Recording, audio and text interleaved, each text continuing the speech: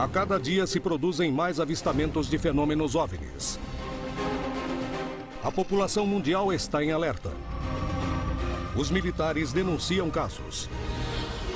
Devido à possibilidade de que exista vida em outros planetas, podemos dizer que eles nos visitam? Algo está para acontecer. Os indícios mostram que a verdade está cada dia mais perto. Contato extraterrestre.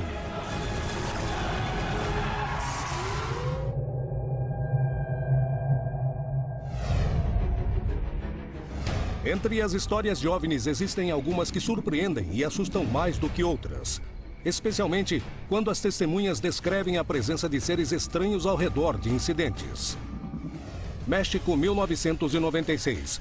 O país inteiro fica aterrorizado com a aparição de rumores sobre um estranho ser, o chupa-cabras. Peruíbe, São Paulo, Brasil, 2008. Em um abrigo de animais acontecem 3 estranhas mortes de cães.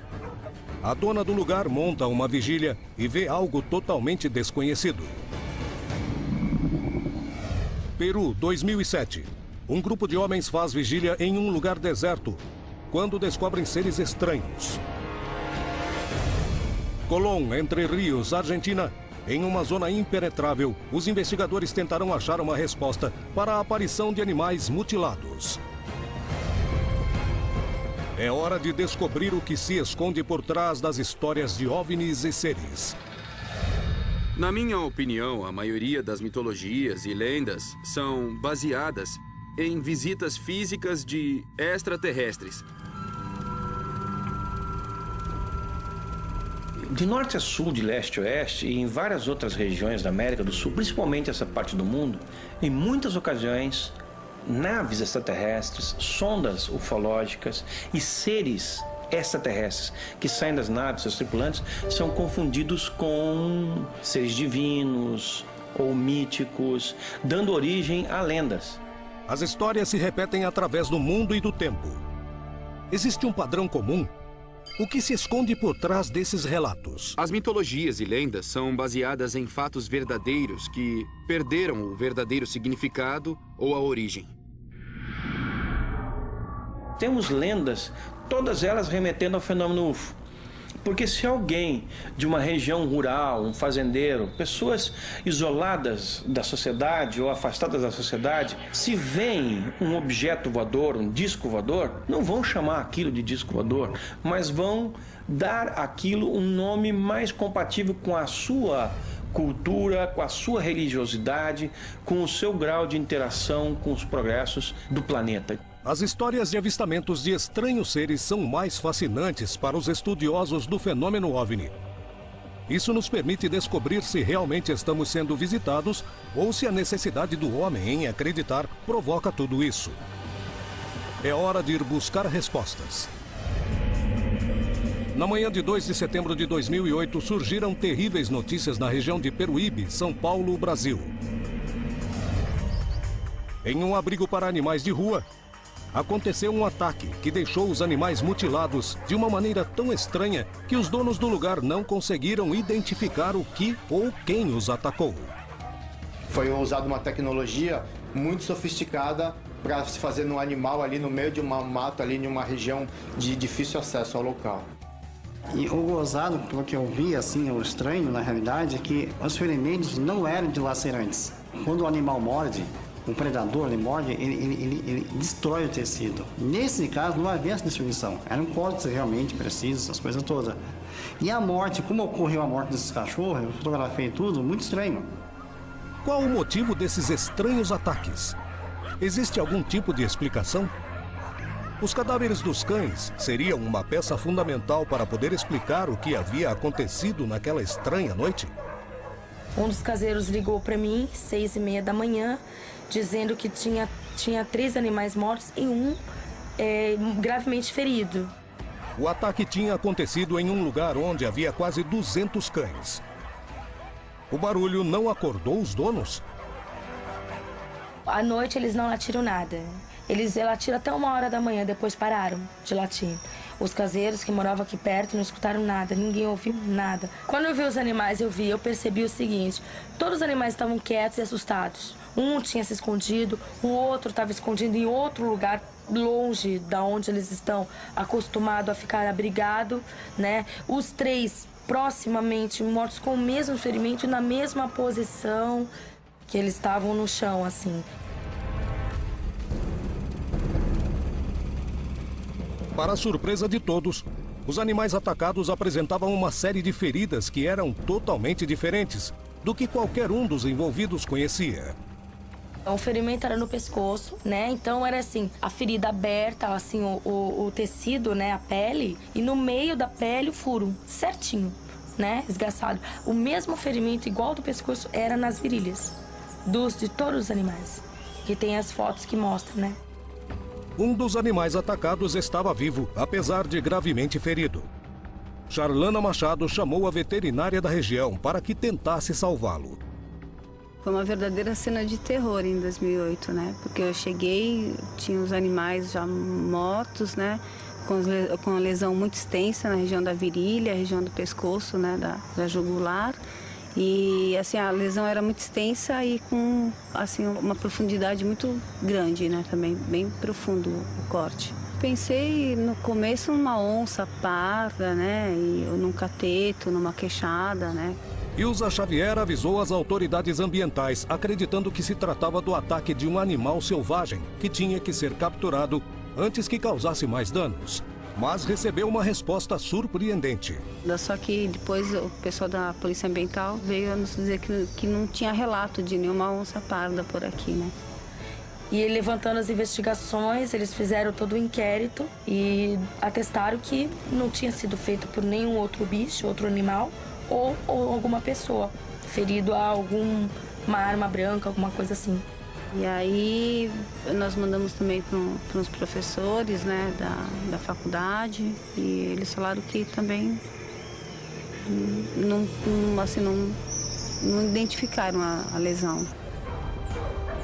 Xavier e Machado lembraram das denúncias de avistamentos de OVNIs que aconteceram dias antes e começaram a suspeitar que algo mais estivesse acontecendo e entraram em contato com uma equipe de pesquisadores de fenômenos OVNIs. No final dos anos 2000, da década de 2000 a 2010, entre os anos 2008, 2009 e 2010, tivemos muitos casos ali ocorrendo na região, de pousos de naves e também de mutilações de animais. Nós que moramos aqui na região, nós sempre ouvimos, né, relatos de moradores, trabalhador rural, e tinha acontecido isso no bairro próximo. Os próprios vizinhos decidiram se organizar para tentar achar uma resposta para tudo o que tinha acontecido naquela noite. Então, depois que aconteceu esses negócios com os cães, nós decidimos o quê? Vamos começar a montar uma vigília para ver se ou nós pegamos um animal ou uma pessoa que fez isso, um caçador, alguma coisa, não sei, ou vamos ver alguma coisa. E começamos a montar a vigília. Ao realizar a vigília, encontraram uma coisa que nunca imaginaram. O que existia naquela região? Era um animal? Foi um grupo de pessoas? Era um ser extraterrestre? O que foi que matou os cães?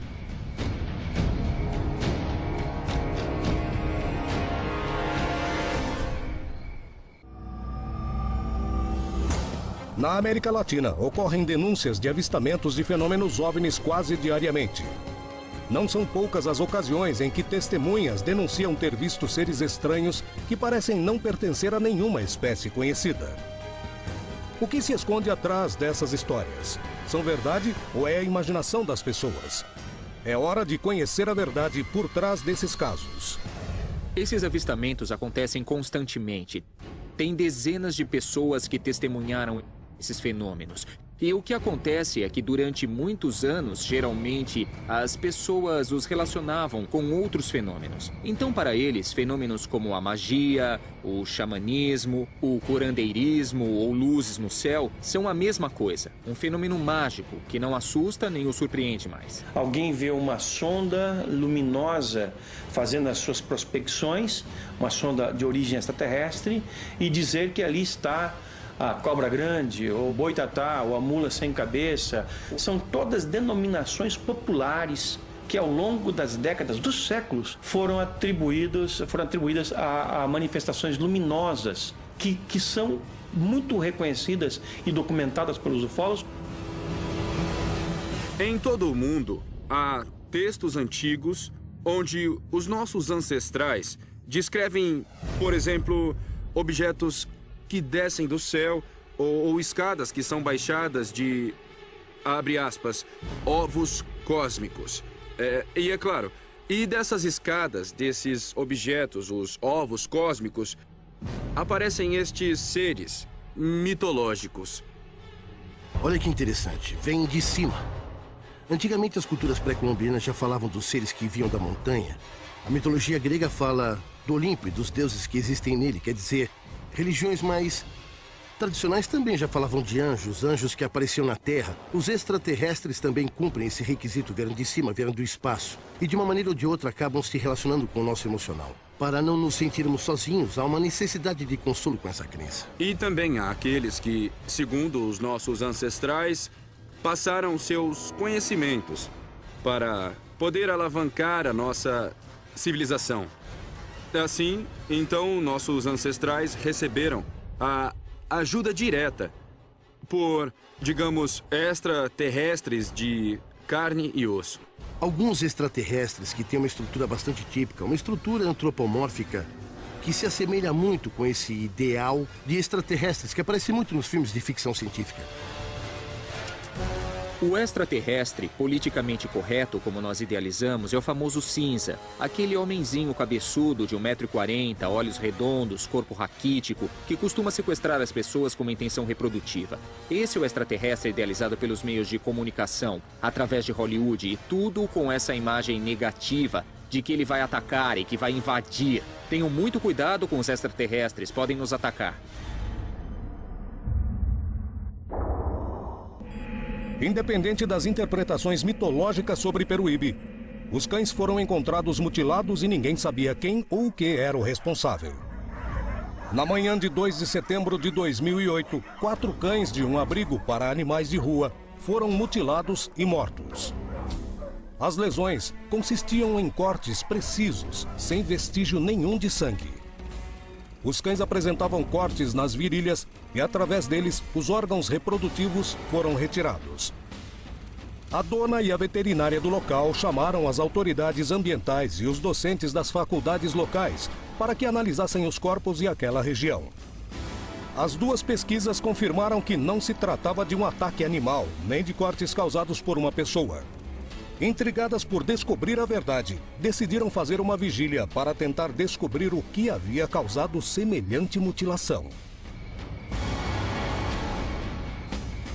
Estava tendo muito aparecimento na região. Vai ser uma coisa de ufológica, só pode ser. Entendeu? Um alienígena, alguma coisa assim. Apesar do medo de serem atacados, queriam saber o que tinha acontecido com os cães. E disseram, tem sim uma grande possibilidade de ter sido alguma espécime alienígena, né? Então a gente falou, vamos montar uma vigília para ver se a gente consegue filmar ou ver alguma coisa. Na terceira noite vigiando o lugar, Machado e os caseiros conseguiram encontrar uma explicação. Ela tem atrás do terreno dela uma mata fechada, uma mata ciliar até bem fechada, né? E pelo relato dela, ela vê uma criatura de olhos vermelhos ali. No meio da noite, enquanto realizavam as rondas naquela área, um movimento chamou a atenção deles.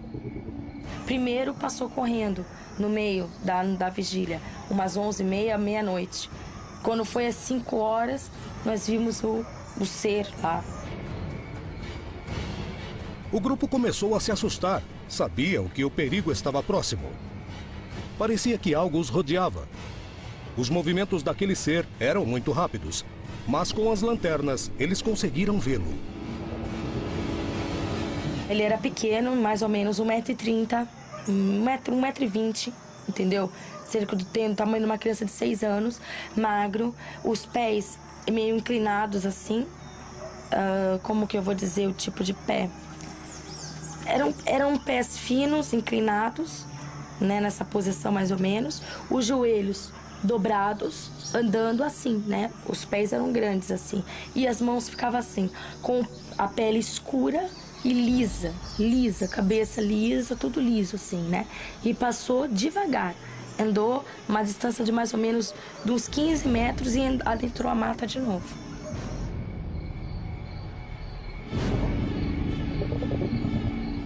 E tem uma outra particularidade. Eles não escutaram os cachorros fazer larido, tá? Como é muito cachorro, e tem um gatinho também, tem vários gatos, né? Qualquer coisa estranha que aparecesse ali, os cachorros dão alarme. E numa dessas, ela viu a criatura saltar quase uns 13 metros de altura. Eu conheço vários tipos de animais. Eu trabalho há muito tempo com animal. E nós ajudamos, inclusive, a Polícia Ambiental a fazer capturas quando eles não conseguem de continência animal, entendeu? E não era nenhum animal. Shalana Machado ficou realmente assustada. Eu falei, não quero mais ver, não quero mais saber disso. Eu não consigo mais ficar aqui nem trabalhar. Entendeu? Porque a gente fica focada, né? E tudo acha que é isso. Então, falei, não quero mais ver, não quero mais. É muito difícil eu vir pra cá à noite. Eu não venho à noite. O incidente em Peruíbe é só uma das inexplicáveis histórias de pessoas que viram seres estranhos. O que realmente atacou os cães? O que as testemunhas viram? Podia se tratar de um animal desconhecido? Podia ter sido um ser de outro planeta? Não existem conclusões definitivas, mas as provas de que algo aconteceu são impressionantes. É hora de continuar investigando o que se esconde por trás desses episódios. Em abril de 2007, Juan Lozano recebeu uma mensagem extrasensorial pedindo que fosse a um lugar. Mas uma surpresa ainda maior o esperava. Ao chegar no local com o grupo de pessoas, seria testemunha da presença de seres estranhos. Seres que poderiam comprovar a veracidade dessa história. É um caso muito interessante. Juan Lozano teve um sonho e nele diziam para ele ir numa lagoa. E nessa lagoa ele encontraria desenhos arqueológicos feitos nas pedras, chamados petróglifos. As mensagens diziam: você tem que ir. Vão encontrar petróglifos, vão encontrar uma série de manifestações inicialmente naturais. O que eles estavam dizendo é que eles deveriam visitar uma lagoa na área. E as guarigas consistem em mais ou menos 50 lagoas na região, então podia ser qualquer uma delas. Juan Lozano, convencido da mensagem, decidiu organizar uma expedição com um explorador e um grupo de amigos. Eles decidiram ir a uma lagoa, entre aspas, perigosa, devido à sua grande carga energética. Segundo as crenças da região, ela era chamada de Lagoa Negra.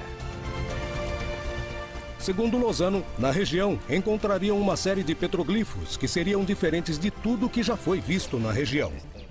Interessados nesse desafio, decidiram partir. Em uma noite de abril de 2007, Juan Lozano teve um sonho no qual ele era mandado a um lugar, onde se encontraria com seres de outros mundos. Convencido disso, ele decidiu procurar esse lugar. Quando Juan Lozano reconhece a paisagem que tinha visto nos sonhos, através de um caminho ainda não explorado, encontra uma rocha onde havia alguns petróglifos muito interessantes. Seguindo os sonhos, encontramos o petróglifo. E tudo era verdade. O que eram esses petroglifos? As suas imagens têm algum tipo de explicação? Naquele tempo, os moradores dessa região observavam muito o espaço. e representavam as constelações que conseguiam ver nessas pedras. Curiosamente, não tinham sido catalogados pelo Ministério da Cultura. Lozano descobriu petroglifos que ainda estavam ocultos para os antropólogos da região. E esse fato chamou muito a atenção. Como sabiam onde encontrá-los? De repente, de madrugada, eles veem esferas de luz, de cor vermelha alaranjada, que começam a se aproximar da lagoa e do lugar onde eles estavam. E, em um dado momento, de acordo com o testemunho de Juan Lozano e de Nelson Penha Herrera, algumas esferas começaram a descer muito perto da nascente da Lagoa Negra. E eles relatam que viram um grupo de seres humanoides que, pela distância, achavam que tinham cerca de 1,30 m, 1,40 m, de cor verde, que começaram a se aproximar deles. Eu me lembro muito bem das orelhas compridas, dos braços compridos e me lembro muito bem o que o Nelson me dizia. O que vamos fazer, Juan? Nós sentíamos um ambiente pesado. Sentíamos como se algo fosse acontecer. Algo ruim ia acontecer. O que poderia lhes acontecer? Era real o que estavam vendo ou se tratava de algum tipo de alucinação? Enquanto presenciavam o fenômeno, algo mais estranho estava a ponto de acontecer. Nisso começou a aparecer uma luz fluorescente que começou a crescer e se transformou entre os morros num objeto. Poderíamos dizer que era uma nave. Eu calculo uns 500 metros de largura, porque era muito, muito grande. E o lugar ficou muito iluminado. Parecia que era umas 6 da manhã e estava amanhecendo. Eles relatam que atrás da Lagoa Negra tudo ficou iluminado e uma luz muito intensa acendeu e foi preenchendo tudo ao redor e viam que à medida que ela ficava muito intensa, essa luz branca forte ia avançando e as outras esferas iam se dissipando. O que o Juan Lozano e seu grupo presenciaram? Realmente eram seres de outros planetas? Eu me sinto tranquilo. O que aconteceu naquela vez parece que foi para me fortalecer, para me ensinar, para me dar força. Não importa se o resto das pessoas não acredita, mas eu vivi aquilo, eu senti, e foi igual para cada um, não é? Existe alguma relação entre os seres que eles viram e o que foi encontrado nos petroglifos? Nessas rochas existe alguma mensagem que ninguém ainda conseguiu decifrar?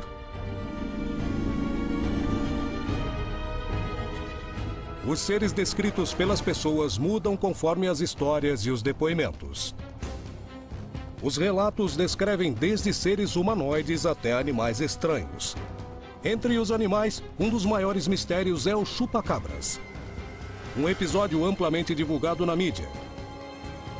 Até hoje, ninguém pode garantir do que se tratava, mas os rastros de animais mortos existiram. O que é o chupa-cabras? Um ser alienígena? Um experimento genético? Uma distração jornalística?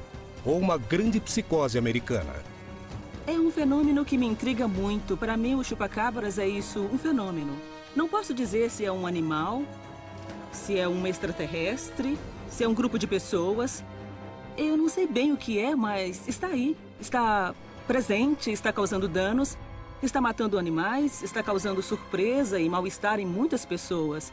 E apesar de não ser mais noticiado nos meios de comunicação, a nossa emissora recebe de jornalistas locais, no mínimo, um relato por mês. São diversas descrições desses seres. Dizem que tem garras, dizem que tem um rabo igual da lagartixa, dizem que tem presas muito grandes. Enfim, há uma mescla incrível de animais, combinações que não se parecem em nada com os animais que conhecemos. Onde e quando nasceu esse fenômeno? As primeiras mutilações aconteceram nos Estados Unidos. Há um padrão de comportamento em relação às mutilações. E os eventos começam em um ponto, depois vão se espalhando e variam de número e local nos Estados Unidos. Começou no México os casos de mutilações e acabaram se espalhando pelos Estados Unidos. Depois acabou se estendendo a 30 estados dos Estados Unidos, ao Canadá e depois aos outros países. E foi descendo, chegou até Porto Rico. Em Porto Rico foi batizado de chupa-cabras. Existem teorias que unificam as mutilações dos animais com as do chupa-cabras e outras que as separam. Em alguns casos, os animais aparecem com cortes que parecem ser cirúrgicos e em outros, têm orifícios por onde parecem ter sido sugados. Em ambos os casos, os animais aparecem mortos e sem uma explicação racional, clara e justificada. Na maioria dos casos, dizem que não ouviram barulho, que não perceberam que os animais eram cuidados por cães, mas nem os cães latiram. É algo que entra, ataca o gado, patos, ovelhas, cabras, enfim, vários tipos de animais. Pelo que parece, extrai o sangue por 2 buracos feitos no pescoço. Até aí talvez pudéssemos dizer que é algum animal conhecido, mas não é, porque consegue matar até 35 ovelhas em uma noite. Que animal consegue digerir uma quantidade dessas de sangue em apenas uma noite? Foram analisados os cortes dos animais, cortes precisos que só conseguiriam ter sido feitos utilizando laser. Tecnologia humana conhecida há pouco tempo. Foi extraído todo o sangue, com que propósito não sabemos. E além disso, de alguma maneira, o animal foi levado pelo ar e depois de morto deixado em outro local. Então, quando alguém encontra aquele animal totalmente irreconhecível e não encontra pegadas humanas e nem marcas de nenhum veículo que possa ter carregado o animal e deixado lá, o que seria lógico, não é mesmo? Outro fato que é muito estranho nisso é que, além dos orifícios e o animal sem sangue, em algumas ocasiões os órgãos são extraídos. E parece que em alguns casos até foram extraídos cirurgicamente. Então, se eu me guiar somente pelos buraquinhos do pescoço, posso pensar em um animal. Mas quando vejo aqueles cortes precisos, digo não, que animal pode utilizar um bisturi dessa maneira? Outra coisa notável desse fenômeno chupa-cabras é que os urubus nunca se aproximam desses cadáveres. Surgiram hipóteses de que poderiam ser seitas satânicas, laboratórios clandestinos, mas quando analisamos os fatos e como os fatos aconteceram e os lugares em que aconteceram, e vemos como os animais foram mutilados, como foram os cortes e que na mesma noite que mutilaram animais em um lugar na Argentina, também mutilaram nos Estados Unidos, na Europa ou em outro lugar no planeta. E que tudo era exatamente igual, os cortes eram iguais, os ferimentos eram iguais. Devemos usar o bom senso e a lógica. Que laboratório conseguiria se articular desse jeito? Com essa logística, que seita conseguiria se organizar a esse ponto de fazer na mesma noite, na mesma hora, a mesma operação em lugares completamente diferentes no planeta? No continente, cada vez mais se repetem histórias de animais que aparecem mutilados e de testemunhas que viram seres estranhos. Todas têm uma característica em comum. Estão rodeadas de mais mistério e dúvida do que de certezas. Em 1996, os mexicanos sofreram uma onda de casos, nos quais o gado e animais domésticos apareceram mutilados. Quase 20 anos depois, a explicação oficial continua causando polêmica. Testemunhas, cientistas e pesquisadores estão dispostos a reabrir o caso mais uma vez, na tentativa de entender o que aconteceu por trás daqueles sinistros incidentes.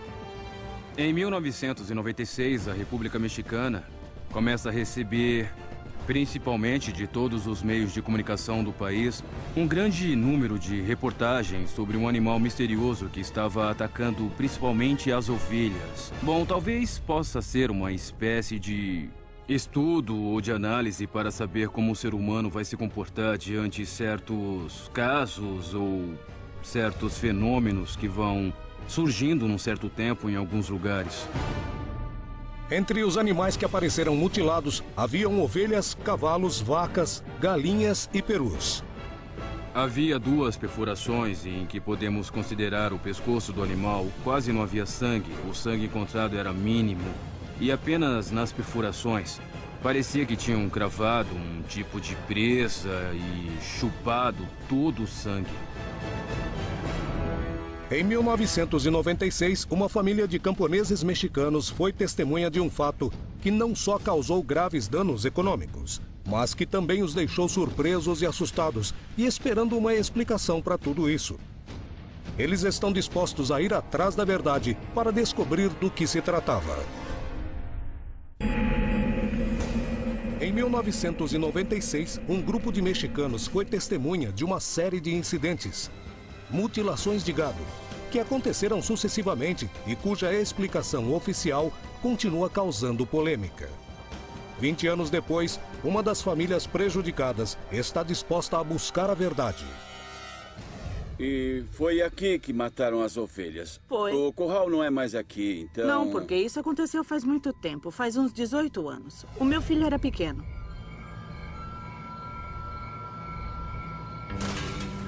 Veio dar comida para eles e quando viu, tomou um susto. Eu fui onde ele estava e ele me disse, mãe, a ovelha está sem olhos.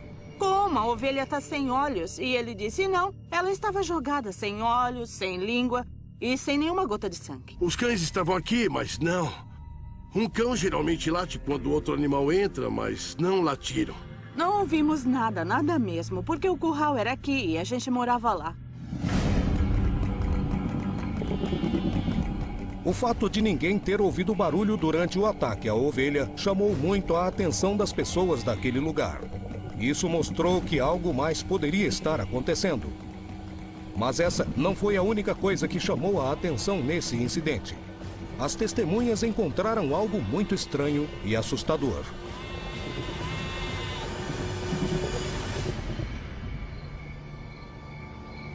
Quando uma ovelha é mordida por um cão, sai muito sangue e o sangue suja a lã. Mas não havia nenhuma gota de sangue porque a ovelha estava branquinha. Os fatos eram estranhos. Estava sem os olhos e sem a língua. Nós moramos aqui no campo e conhecemos os animais, como eles atacam e principalmente como os animais ficam. Sim. Quando são comidos. Mas um animal que ataca e come só os olhos, isso nunca tínhamos visto. O que eu quero descobrir é o que esteve aqui. Porque a gente estava lá dentro e essa coisa entrou no curral. Inclusive, eu fiquei 2 noites aqui para tentar ver alguma coisa, mas nada. Amanheceu e tudo normal. Ficamos curiosos para saber que animal matou nossa ovelha. Aconteceu isso com vários animais aqui na região. Algumas pessoas passaram pelas mesmas experiências que eles. Os moradores das regiões fronteiriças denunciaram experiências parecidas e rapidamente a mídia começou a divulgar essas notícias, o que despertou o interesse das autoridades e da comunidade científica. O que estava acontecendo naquela região? Por que surgiram tantas denúncias de animais mutilados? Poderiam ter sido predadores locais ou se tratava de outra coisa? Esse padrão se repetiu por toda a República Mexicana. Os meios de comunicação noticiaram aos 4 ventos quantas cabeças, quantas ovelhas tinham morrido na noite anterior. Mas os cientistas jamais concordaram com a ideia de que se tratava de um ser estranho. Para eles, as regiões onde os ataques tinham acontecido eram determinantes, já que esse foi justamente o que causou desconfiança nos investigadores OVNIs. As mutilações tinham acontecido na cidade de Vitória, na cidade de Obregón, em Sonora, em Sinaloa, no estado do México e Chiapas. Calculando as distâncias, que são um pouco mais de 3.000 quilômetros, se o animal apenas voasse, seria necessário uma velocidade de mais ou menos 200 quilômetros por hora para percorrer tudo isso. Segundo o jornal, ele só chupa sangue à noite, então ele se locomove a 400 quilômetros por hora durante o dia. E se somarmos a isso o tempo que ele deve demorar para atacar a ovelha e sugar todo o seu sangue, bom, é um animal que voa à velocidade de um jato. Mas não é um jato qualquer, é um jato supersônico. As explicações mais céticas não conseguiram convencer as testemunhas, que tinham certeza do que tinham visto. Disseram que era um animal com uma tromba muito comprida, com asas, com um rabo gigante. Os relatos das testemunhas coincidiam nas descrições. Se tratava de um engano? Estavam diante da presença de um animal já identificado, mas incomum para a região? Ou realmente era algo desconhecido? E quando analisamos todos os casos que aconteceram ao norte da República Mexicana, os casos que aconteceram na região central e no sudoeste, vemos que é o mesmo padrão e o ser é descrito praticamente da mesma maneira. Um ser de meio metro, outros garantem que tinha 1 metro e que às vezes atacava umas 30 a 40 ovelhas. Não dá para explicar de um ponto de vista biológico. Se chupou o sangue de mais de 20 ovelhas, e cada ovelha tem 3 litros de sangue, são 60 quilos dentro do estômago. Um animal com 60 quilos dentro do estômago deve pesar 100 quilos. E para um animal de 100 quilos levantar voo, precisaria de asas com cerca de 500 metros. Além disso, com os ossos que fossem de titânio, porque senão quebrariam por causa do peso deste animal. As hipóteses científicas parecem esgotar as possibilidades de se tratar de um animal conhecido. Mas como conciliar o que foi visto pelas testemunhas, os ataques e as análises dos cientistas? Também devemos lembrar que esses ataques acontecem geralmente em comunidades muito afastadas das grandes cidades, e talvez não tenha sido um, e sim muitos animais que atacam aquela região. Chegaram à conclusão que poderiam ser mordidas de cão, mas não havia poças de sangue. A temperatura local era de 45 graus. Quer dizer, todo o sangue tinha coagulado por causa do forte calor que fazia na região. A comunidade científica tinha dado seu veredito, mas os investigadores e as testemunhas continuavam com algumas dúvidas. Por que os cães atacariam tantos animais e em regiões diferentes ao mesmo tempo? Por que não deixavam pegadas e nem latiam? Por que os urubus não se aproximaram? E o que existe por trás dessas histórias? Para mim, é um desses mitos produzidos em momentos de crise social. Tudo isso surgiu num momento de crise muito particular. Quando estamos passando por uma seca extremamente severa, principalmente na região norte, com a morte de muitos animais. O problema é quem arca com todo esse prejuízo, de certa forma. Se essas mortes forem atribuídas ao chupacabras, por exemplo, talvez o governo acabasse arcando com todos esses prejuízos. Esse animal que ataca é um animal muito incomum. Nunca vimos um animal desse tipo. Os cientistas têm razão? Os pesquisadores têm razão? Em cada região existe uma explicação diferente para esses ataques. Ninguém consegue descobrir o que é. A única certeza é que os animais continuam aparecendo mortos em circunstâncias totalmente estranhas.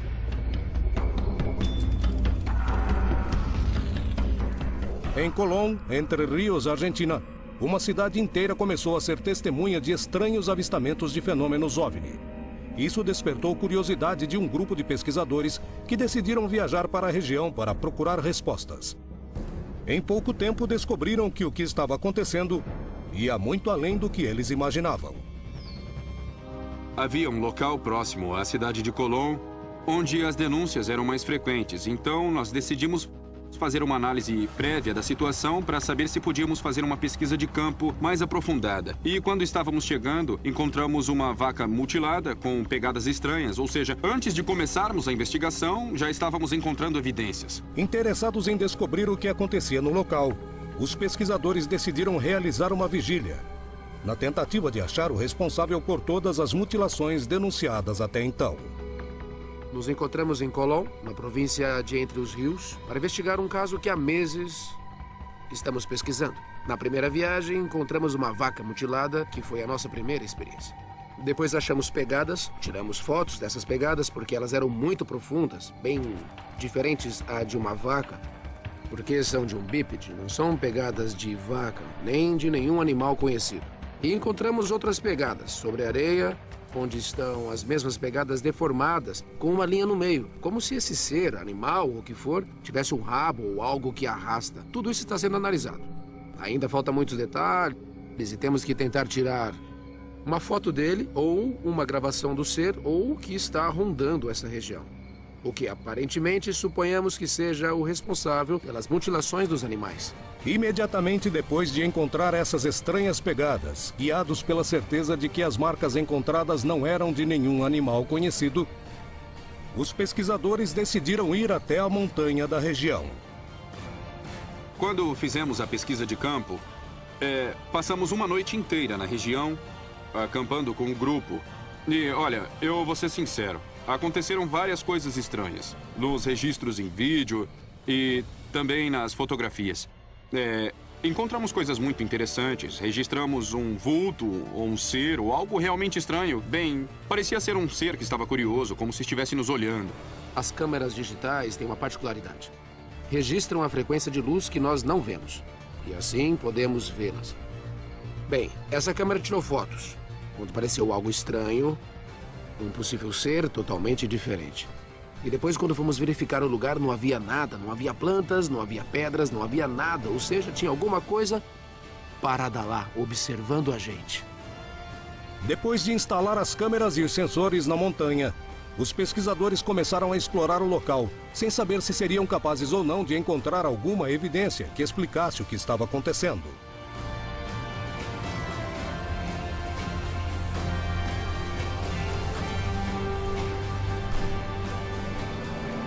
Bem, chegamos na região da montanha. Então, vamos nos dividir. Martim para um lado, Júlio para o outro. Dividam-se. E vamos ver o que acontece. Rapazes, aqui tem alguma coisa! Tá se movendo! Um estranho barulho coloca todos em alerta e eles correm para tentar ver o que se moveu na vegetação. Rapazes, aqui! O que aconteceu naquele lugar? Conseguirão encontrar evidências concretas que expliquem as estranhas mutilações?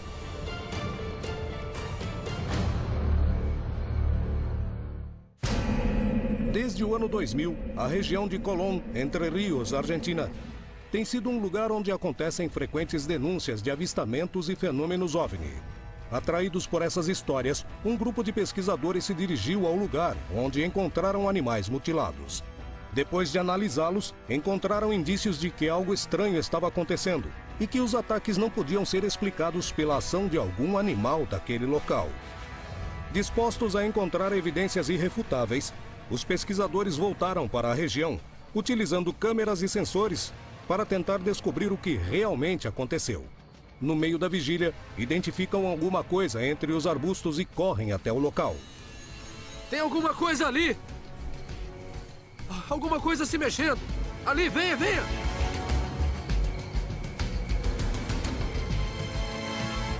Cuidado.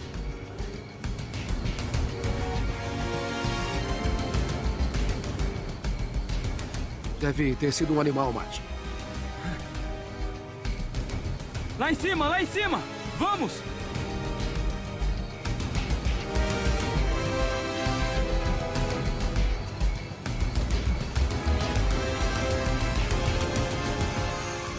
Apesar de não conseguirem ver o que se movia nos arbustos, os pesquisadores estabeleceram algumas hipóteses sobre o que estaria acontecendo.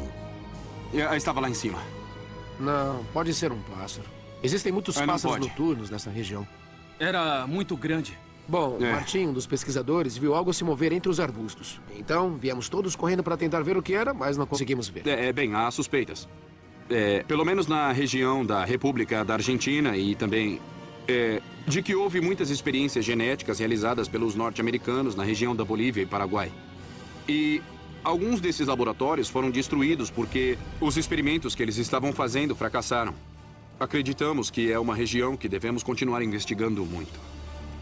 Os fatos ocorridos em Colón ainda não possuem uma explicação, mas ainda há muito o que investigar nessa região. Tentando desvendar o que se esconde atrás dessas histórias de mutilações e aparições de seres. Estamos diante de fatos que poderiam ser explicados por algum fenômeno natural? Ou se trata realmente da presença de seres de outro planeta? As histórias se multiplicam. As pessoas denunciam casos onde a ciência não consegue explicar todos os detalhes. Alguns deles afirmam terem visto seres estranhos. Mas as evidências também não explicam claramente o que são seres de outros planetas. O que se esconde por trás desses eventos? O OVNI é um termo inventado pelo governo no início da década de 50 e final de 40 como parte do esforço de manter o interesse das pessoas longe desses fatos. O governo sabia, pelo menos o governo americano sabia, que havia extraterrestres aqui. Não temos que dar importância ao sensacionalismo e aos pré-julgamentos sobre esse fenômeno. Eles contaminaram tudo a ponto de que o fenômeno em si, que insisto, é um fenômeno a ser analisado, já esteja associado aos contatos com abduções com extraterrestres da antiguidade. É uma série de condições que tem mais a ver com a ficção científica do que com a investigação sobre o fenômeno OVNI. O OVNI é uma sigla usada para ridicularizar o assunto e torná-lo sempre ambíguo, se não for identificado, porque é importante. O fato é que sempre tem a ver com extraterrestres. Acho que se nós tivéssemos tecnologia suficiente para saber quem está pilotando os OVNIs, ainda assim não saberíamos exatamente de onde eles vêm. Acho que não há certeza de quem são essas criaturas que aparecem em naves e nos visitam de vez em quando. No mundo todo, há mitologias e lendas que são bem peculiares em sua natureza, porque descrevem coisas que parece que teve origem no reino animal. No entanto, quando se olha mais de perto, esses animais foram descritos primeiramente como animais. Porém, eles têm um tipo de poderes mágicos.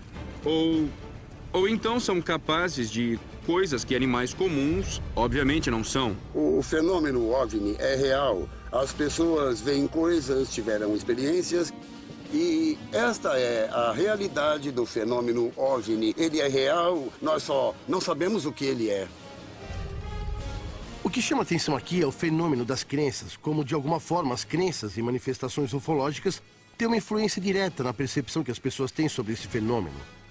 Quer dizer que aqueles que acreditam em OVNIs são os que mais veem. Esse fator está presente a ponto de se tornar um estímulo que, como posso dizer, na aeronáutica definimos como neutro. Não sabemos o que é, se é um fenômeno que aconteceu no céu, mas interpretamos como fenômeno OVNI. O mais interessante não é o fenômeno OVNI, e sim a interpretação que temos dele. Não estamos sozinhos no universo. Na verdade, temos companhia agora. E talvez haja conexões entre nós e extraterrestres de muitos e muitos anos. Quanto mais avançamos, mais certeza ou suspeita temos de que estamos diante de uma tecnologia extraterrestre. Esse é o fenômeno ET, e ele é simples, é mesmo, não é complicado. Temos visitantes de outro mundo e temos que lidar com o fenômeno. Dia após dia, a humanidade tenta responder à pergunta: o homem está sozinho no universo? Tentamos descobrir se somos uma exceção ou se há outros seres inteligentes em outros planetas. As aparições de seres são a ponta do iceberg para responder essa pergunta que há séculos intriga os homens. É hora de irmos atrás disso. Cada vez estamos mais perto da resposta. Porém, ainda existem muitas coisas para investigar.